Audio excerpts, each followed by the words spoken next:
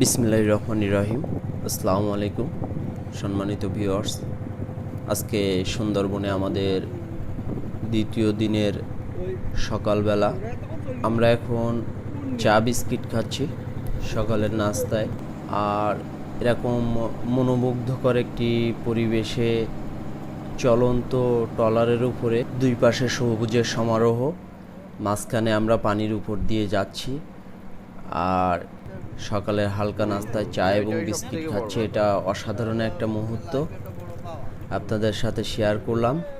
এখন আমরা আপনাদেরকে দেখাবো গতকাল সকালে রণজিদ্দার বানানো খিচুড়ির সাথে যে চাটনিটি আমরা খেয়েছিলাম, দারুণ টেস্টি হয়েছিল। আর আজকে সেই চাটনির তৈরির পুরো প্রসেসটি আপনাদেরকে দেখাবো। আপনারা চাইলে বাসায় এটা ট্রাই করতে পারেন। চলুন তাহলে দেরি না করে দেখে আসি রণজিদ্দার সেই সুস্বাদু চাটনির জাদুকরি রহস্য। এখানে খিচুড়ি রান্নার কাজ চলতেছে। আমাদের বাবুর্চি জনাব শাহাদাত হোসেন, সে খুবই ভালো রান্না করে। খিচুড়ির সাথে ডিম ভাজি, খিচুড়ি রান্না এবং ডিম ভাজার প্রসেস চলতেছে এখানে। পাশাপাশি রণজিদ্দা এখানে সেই সুস্বাদু অসাধারণ চাটনি তৈরির কাজ করতেছে। আমাদের সেই বিখ্যাত চাটনি কাজ শুরু হয়ে গেছে। প্রথমে পেঁয়াজ নিচ্ছে দাদা। পেঁয়াজগুলো হালকা হাত দিয়ে দমড়িয়ে মসৃয়ে নিতে হবে।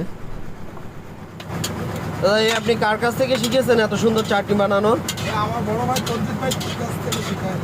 ও আচ্ছা আচ্ছা আচ্ছা, অনেক সুন্দর অনেক সুন্দর। সবাই প্রথম থেকে এই চাটনির অনেক প্রশংসা করছে। খিচুড়ির সাথে চাটনি অসম্ভব সুন্দর। শুকনো ঝাল ভেজে দেওয়া হলো। বুঝতেই পারছেন শুকনো ঝালের একটা ঝাঁজ আছে, আর সেই ঝাঁজের জন্য এখানে কেউ দাঁড়াতে পারছে না। রণজিদ্দা তো আগেই দৌড় মেরেছে। এখানে জাস্ট আপনারা পেঁয়াজ কুচি নেবেন। পেঁয়াজ কুচি নেওয়ার পরে ঝালগুলো সুন্দর করে ভেজে নেবেন। ভেজে নিয়ে ঝালগুলো খুব সুন্দর করে হাত দিয়ে গুঁড়ো করবেন। হাত দিয়ে গুঁড়ো করার আগে অবশ্যই হাতে পলিথিন বা অন্য কিছু হ্যান্ড গ্লাভস ব্যবহার করবেন। তা না হলে রণজিদ্দার অভ্যাস হয়ে গেছে, আপনাদের হাত প্রচণ্ড জ্বালা করবে। ঝালের একটা প্রচণ্ড ঝাঁজ আছে। আর তারপরে দিয়ে দিবেন এখানে জলপাইয়ের আচার। এখানে রুচি কোম্পানির জলপাইয়ের আচার ব্যবহার করা হয়েছে। আপনারা চাইলে যে কোনো কোম্পানিটা ব্যবহার করতে পারেন। পাশাপাশি খাঁটি সরিষার তেল ব্যবহার করার চেষ্টা করবেন। আর লবণ তো পরিমাণ মতো লবণ তো দিতেই হবে। পাশাপাশি একটু জিরার গুঁড়ো দিবেন, তাহলে এটা খুব সুন্দরভাবে তৈরি হয়ে যাবে এবং খেতেও খুবই দারুণ লাগবে। আমরা এদিকে চাটনির ভিডিও করতে করতে ওদিক থেকে জোরালো একটি আওয়াজ শুনতে পেলাম। পরে গিয়ে দেখি সেখানে একটা কুমিরের সামনে আমাদের বোটটি আটকা পড়েছে। সেজন্য কিছু ভিডিও মিসিং হয়েছে।